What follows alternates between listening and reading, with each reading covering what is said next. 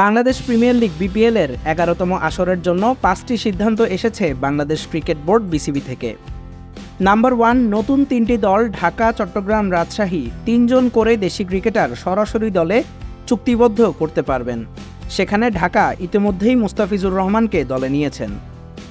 Number 2, পুরনো দলগুলো 2 জন দেশি ক্রিকেটার দলে রাখবেন এবং 1 জন নতুন দেশি ক্রিকেটার সরাসরি যুক্ত করবেন, যেখানে ফরচুন বরিশাল তামিম ও মুশফিককে দলে রেখেছে। নাম্বার 3, প্লেয়ার্স ড্রাফটের আগে 2 জন বিদেশি ক্রিকেটার দলে সরাসরি চুক্তিবদ্ধ করতে পারবেন ফ্র্যাঞ্চাইজিগুলো। নাম্বার 4, প্লেয়ার্স ড্রাফটের দিন লিস্ট থেকেও বিদেশি ক্রিকেটার নেওয়া যাবে। নাম্বার 5, 7টি দল 4 জন করে বিদেশি ক্রিকেটার সরাসরি দলে চুক্তিবদ্ধ করতে পারবেন বা আনতে পারবেন। এই ছিল বিসিবি থেকে 5টি সিদ্ধান্ত।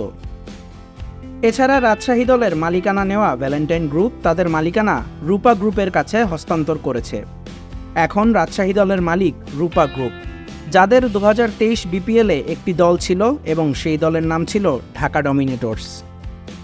বিপিএলের সকল আপডেট পেতে আমাদের চ্যানেলটি সাবস্ক্রাইব করে আমাদের সাথেই থাকুন।